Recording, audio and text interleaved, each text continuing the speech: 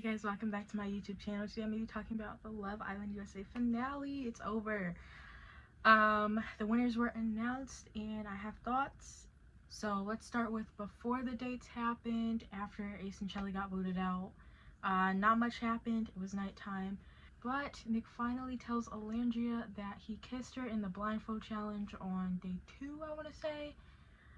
And I know people on Twitter were happy about that. I didn't get to look at Twitter when I was watching the episode, but I know people on Twitter were happy because people have been waiting for that to be revealed. There was no movie night this season, so I think people were expecting it to be revealed on movie night and not tonight, but I'm sure people are still happy.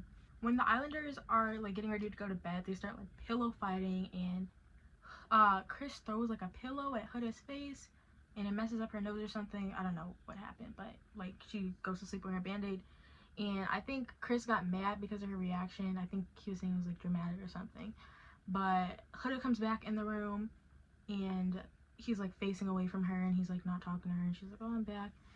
Then when they're like trying to like sleep or something, Huda's like tapping Chris and she's like, I know you're up, and she like counts down or something. She's like, I'm gonna give you 3 seconds, 3, 2, 1, and he doesn't wake up, and she keeps tapping him, and she was like, I want to cuddle, and Chris was like, I want to sleep, I'm tired. Then Huda says, if sleeping is worth me being mad at you tomorrow, congratulations. And yeah, it was a weird interaction, I think, but it led to like a whole series of events. I don't understand how Huda and Chris made it to the finale over Shelly and Ace. Like, they're literally having an argument in their last day on the villa. They're gonna have a conversation about it on their date, but before that, Chris is just kind of telling Brian about the situation. He's like, oh, I didn't like this, it made me uncomfortable, it made me feel like she was in like mom mode and she was treating me like a kid or something because of the like countdown thing. Brian says to just like calm down and like have a conversation about it on their date. Huda's talking to Amaya about it, and Huda says that she likes when her man is like really clingy and like always wants to be around her, and Chris doesn't really do that. Like, he's not even like trying to cuddle her, so she had an issue with that. I don't know, it feels like they swapped sides, because the other day Chris was talking about how she's not physical with him in front of people, and now he's not being physical and she has a problem with that. I don't know, it's weird. Anyways, Nick and Landry have their date and it's on an island, and while they're on the island, like walking around, they see these bottles, and inside the bottles there are notes from like their fans. I don't know where they came from, maybe Twitter, but it's just like notes from fans, and it's like, we've known you were going to be together since day 1, I love Nick and Landry, you guys are so cute together. It's just stuff like that, like sweet things. I thought it was so cute. They start talking about how they want their relationship to be on the outside, and Nick tells Alandria he's excited for her to meet his dad, and Alandria says she wants him to meet her friends, and she talks about like going to see him in Florida and seeing his mom and sister and things. They also get notes from their families, and I don't remember who Nick got a note from. I think it might have been his dad or his mom, but Alandria gets a note from her sisters and she starts crying. And yeah, I think they both are just so like compatible. I love Nick and Alandria. Y'all know who I wanted to win. I've said it multiple times. I'm a Nick and Alandria fan, but I digress. Iris and Pepe go on a date, and it's on a boat, and they go scuba diving. I'm gonna be honest, I did skip through a lot of their date, but I did get some of the information. They just talk about like what their first date is gonna be, and Pepe says he would go to In-N-Out and the beach. He says it's a typical California date. People on Twitter had a lot to say about it, but you know, fair enough. They haven't really been a couple for long. They started off as friends, so I think it's fair. Huda and Chris's date was one of the most insane dates I've ever seen in Love Island. It's gorgeous. First of all, it's like on like a pond. I don't know where it is, but they're on water, and they're having a candlelit dinner with like lanterns in the water, and it's really beautiful. But yeah, they have like a conversation about what they have problems with in their couple and like how they would solve them. Chris brings up the fact that he didn't like how she was trying to bother him when he was trying to sleep, about the cuddling issue. He also says he didn't like the countdown because he felt like he's a grown man and she shouldn't be treating him like that. Fair enough, but it's just insane to me that they made it this far. Like, actually, they end up breaking up or breaking off their couple while on the date. It was just insanely awkward. I think it's hard for me to defend Huda because I've seen how Huda acts in couples, so I think I'm biased to not be on her side, but I do think I've been kind of like lenient, and I've been trying to look at the whole picture for a lot of the situations that she's been in. This time, I think they're both kind of in the wrong. Maybe no one's in the wrong, maybe they're just not compatible. But yeah, I don't understand it. The only thing I would say is like, I feel like I've said from the beginning that I think Chris is a scammer because it doesn't seem like he liked Huda at all, and he only got with her to get out of Casa. But no one, like, I'll never know unless he admits to it. But she breaks it off. She starts crying. Chris comes back and he's like, "You want to go now?" And she's like, "Yeah, are you gonna carry me across the water?" And he's like, "I'm not gonna carry you." That was the only part I was like, oh, that was a little bit awkward. And then Chris started acting weird in the villa. I didn't get that because it seemed like they ended on a good note, so I was like, okay. But yeah, Amaya and Brian's date is also really cute. It's kind of like they're just sitting down on like a couch somewhere. I don't know. It was like a little dinner, but they had this book, and inside the book it was baby pictures of the both of them, and then at the end of the book it was pictures of them in the villa. And they took a picture of that night, and it was like really cute. I really liked it. I am also a fan of Amaya and Brian. I've said that in the past.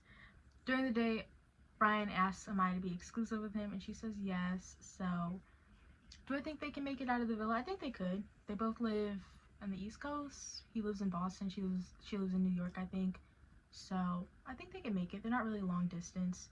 I don't think I'm very good at predicting what couples will make it on the outside, though. So, maybe don't take my opinion. Anyways, for the final part of the episode, we have the winners and the declarations of love. I did skip through some parts. I did skip through Iris and Pepe a little bit. But I will still talk about what I have. To me, it was basically just them saying, like, we had a really good friendship and that they are excited to explore a connection out of the villa, potentially see where it goes. It gave more friendship to me, but I don't know. I also don't know if they're gonna maybe try to link up with Hannah and TJ outside the villa. For Amaya and Brian's declaration of love, they basically just talk about like their whole journey in the villa and how Amaya's had a rough journey and how once they met it just completely changed, and that they have had like a really great time getting to know each other. It was nice. Brian's speech was also really nice. Probably one of the best speeches out of the guys. For Chris and Huda, I mean, they obviously aren't in a couple anymore, so it was more just them talking about what they appreciate about the other. So Huda says that Chris made her grow and that he taught her that physicality isn't everything in a relationship, and how it's important for her to practice calm communication.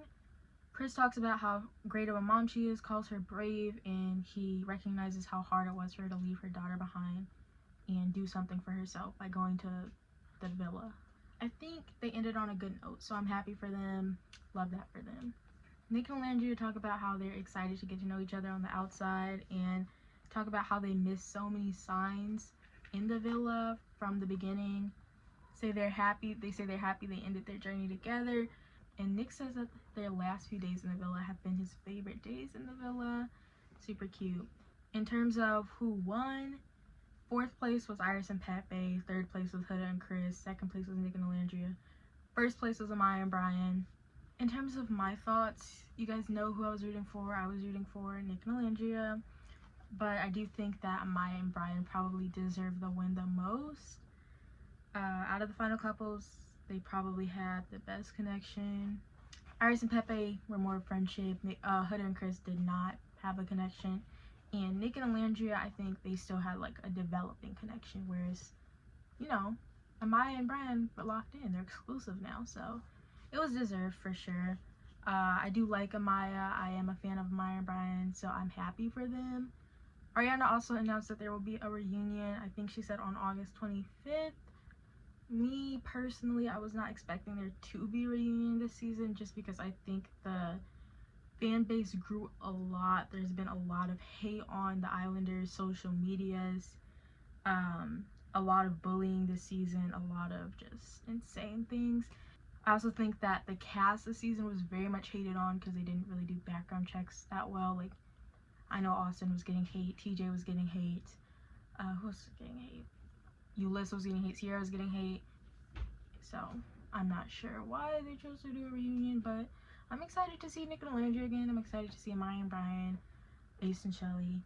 Yeah. So I heard on Twitter that Ariana apparently will not be the new host next season.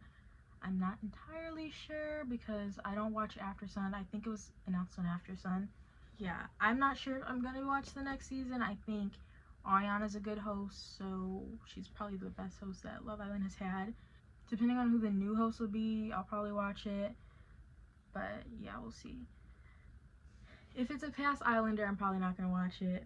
But I also think because the fan base has changed, because there's more viewers, people are coming on Love Island for clout. I don't know, I think it's weird now. Maybe if I do watch Love Island, I'll stay off Twitter. Maybe I'll keep on Love Island YouTube, or Instagram, I don't know. But then again, like, I think the outcome of the season was good. I'm happy with the final two couples. I think it was deserved, so who knows? In terms of what to expect from me and my channel now that Love Island is done, I think I will do Big Brother videos. It's obviously not going to be daily like Love Island. Maybe not even like every episode. I think I might do weekly videos. It depends on how I feel. I've watched Big Brother since season 16, so it's just a completely different ball game. I don't know how I would go about making videos for it, but I think it would be fun, so we'll see. I'm also going back to college soon, so I might try to make vlogs or lifestyle videos. Yeah, I don't know what I'm gonna do with this channel, but I definitely want to keep making videos. I really like making videos, so yeah. Anyways, thanks for watching. Make sure to like, comment, and subscribe. Bye!